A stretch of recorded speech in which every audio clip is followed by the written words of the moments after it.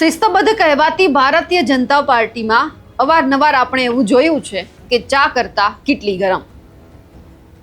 જે નેતા પાસે કોઈ જ હોદ્દો નથી, માત્ર ભાજપના નેતા હોય છે, કોઈ જ એમને મુખ્ય હોદ્દો એમની પાસે આપવામાં નથી આવેલો, એવા નેતાઓ છે અનેકવાર કોઈ પણ લોકોની સામે ગમે તે બોલી જાય છે, કોઈને પણ ખખડાવી નાખે છે, કોઈની પણ સામે દાદાગીરી કરી નાખે છે. હવે આવી જ એક ઘટના સામે આવી છે રાજકોટથી કે જ્યાં સરકારી કર્મચારીની સામે ભારતીય જનતા પાર્ટીના એક નેતાએ રોષ જમાવ્યો છે. હાલ તો એમની પાસે કોઈ પદ નથી, પરંતુ એ પોતાને હજુ પણ કોઈ હોદ્દા ઉપર બેસેલા વ્યક્તિ માની રહ્યા છે. નમસ્કાર, આપ જોઈ રહ્યા છો નિર્ભય ન્યૂઝ અને હું છું આપની સાથે રિદ્ધિ.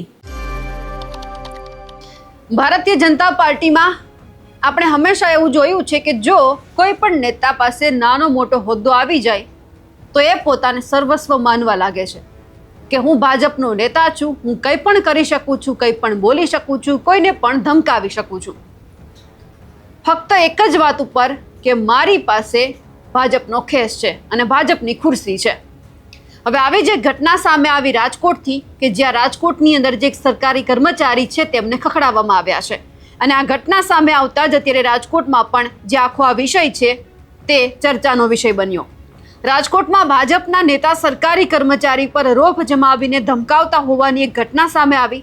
રાજકોટ મહાનગરપાલિકાના એક ફરજ પરના કર્મચારીને ભાજપના અગ્રણી નેતા ગિરીશ પરમારે જાહેરમાં ધમકી આપી હોવાનો વિડીયો છે તે વાયરલ થયો.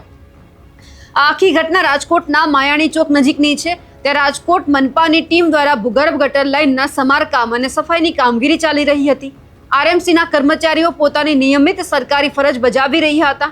તે સમયે જિલ્લા ભાજપના આગેવાન ગિરીશ પરમાર કોઈ કારણોસર ત્યાં આવે છે અને ત્યાં હાજર કર્મચારી સાથે ઉગ્ર બોલાચાલી કરી પોતાની સત્તાનો દુરુપયોગ કરતા નજરે પણ પડી રહ્યા છે અને આ સાથે સાથે સત્તાનો દુરુપયોગ કરીને કર્મચારી પર દબાણ લાવવાનો પ્રયાસ પણ કરવામાં આવ્યો. આ વિડીયોમાં ભાજપ નેતા ગિરીશ પરમાર મનપાના કર્મચારીને એવું કહી દે છે કે અમે તારા બાપ છીએ અને અમે તારા દાદા પણ છીએ.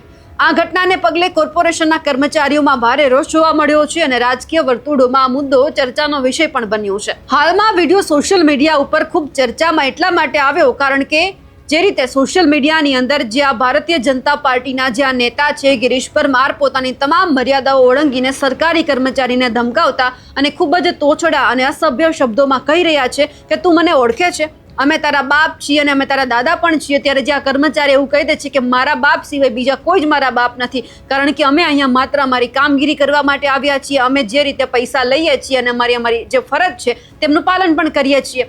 હવે વિપક્ષ અને સામાન્ય નાગરિકોમાં પણ સત્તાધારી પક્ષના નેતાની દાદાગીરી સામે ભારે આક્રોશ દેખાયો છે. આ મામલે મનપાના ઉચ્ચ અધિકારીઓ છે એમના દ્વારા ક્યાંક પોલીસ ફરિયાદ કરવામાં આવે તેવી પણ શક્યતા છે. શિસ્તબદ્ધ ગણાતા ભાજપના મોવડી મંડળ દ્વારા પોતાના નેતાના આવા ગેરવર્તન અંગે હવે શું પગલાં લેવામાં આવશે તે અંગે પણ અનેકવિધ ચર્ચાએ જોર પકડ્યું છે. સૌથી પહેલા તો એ દ્રશ્ય ઉપર નજર કરીએ કે જ્યાં ભારતીય જનતા પાર્ટીના નેતા વગર હોદ્દાના કારણે તેઓ ખૂબ ચર્ચામાં આવ્યા કારણ કે તેમણે જ્યાં કર્મચારી છે એમને ધમકાવ્યા છે.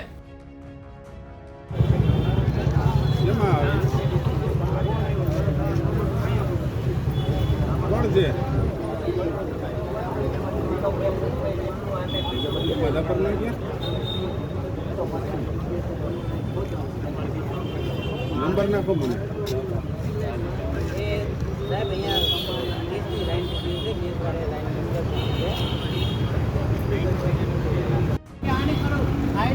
મને ખબર હોય કોને મારે ફોન કરવાનો એમ કેવા માંગુ. ઓળખે એમને? હું કોઈને ના ઓળખું હોય, મારે મારા કામથી મતલબ હોય. તું સમજી લે અમે તારા બાપુજી છીએ. બાપુજીની વાત ના કરો તમે, બાપુજી કોઈ નથી મારો, મારા બાપ સિવાય મારો કોઈ દાદા હોય. બરોબર વાત, તું કારો દાદા ના કે આપણને સમજ્યા તમે? મારે કોઈને કેવું નથી, મારે કોઈને કેવું નથી. નોકરી ઘર ભેગી કોઈ ના કરી કે ભાઈ અમે કઈ મફતમાં નોકરી નહીં કરતા. પબ્લિકની ફરિયાદ આવી, અહીંયા લાઈન પાણી અંદર ગટરનું પાણી ઘરમાં આવે એને એના માટે ભરવાનું છે. એટલે કઈ રીતે કરવાનું આ તૂટી અંડરગ્રાઉન્ડ આગ લાગે તો તારે ફાયર બ્રિગેડને જાણ કરવાની તારી જવાબદારી નથી. ફાયર બ્રિગેડની વાત જ ના આવે આમાં. પણ શું ફાયર બ્રિગેડની વાત જ નથી અહીંયા. ગેસની લાઈન તૂટી, ગેસ વાળી લાઈન બંધ કરી દીધી, પૂરું થઈ ગયું. અરે સાહેબ ગેસની લાઈન અરે ભાઈ 1 કલાકથી આ તૂટી. હવે જે આ ઘટના સામે આવી છે તેમને લઈ સવાલ અનેક થઈ રહ્યા છે કે માન્યું કે જો કામ ન કરતા હોય ને તમે ખખડાવો તો સ્વાભાવિક છે, પરંતુ જે વ્યક્તિ પોતાનું કામ કરી રહ્યા છે તેમને કેમ ખખડાવવામાં આવે છે?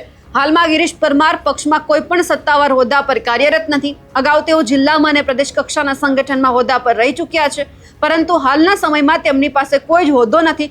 છતાં આટલી ઉગ્રતા કેમ? કામ ન થતું હોય અને આટલી ઉગ્રતા રાખે તો સ્વાભાવિક છે, પણ મનપાના કર્મચારીને તો કોઈકે ફોન કરીને ડ્રેનેજની લાઈન રિપેર કરવા માટે બોલાવ્યા હતા, તો એ એમનું કામ કરતા હતા, તો પછી આ નેતાને પેટમાં કેમ દુખ્યું? સવાલ એટલા માટે થઈ રહ્યો છે કે જો કર્મચારીઓ ત્યાં આવ્યા હોય અને કોઈ કામ ન કરતા હોય તો સ્વાભાવિક છે કે તમે એમને ખખડાવી શકો છો, પરંતુ ત્યાંના જે રહીશો છે એમને ડ્રેનેજ લાઈન જે અત્યારે કામગીરી જે ચાલુ વરસાદ હતો એ પછી ડ્રેનેજ લાઈનની જે કામગીરી કરવાની હતી, કારણ કે જે ગટરના પાણી જે સોસાયટીમાં આવતા હતા એ સાફ સફાઈ માટે રિપેર માટે આવ્યા હતા, તેમ છતાં ભાજપના નેતાને કંઈક ખૂંચ્યું હશે અને એટલા માટે કીધું હશે. પરંતુ હવે એ જોવાનું છે કે આખા મામલામાં ભાજપ દ્વારા કે પછી મહાનગરપાલિકા દ્વારા કોઈ એક્શન લેવામાં આવે છે ખરું?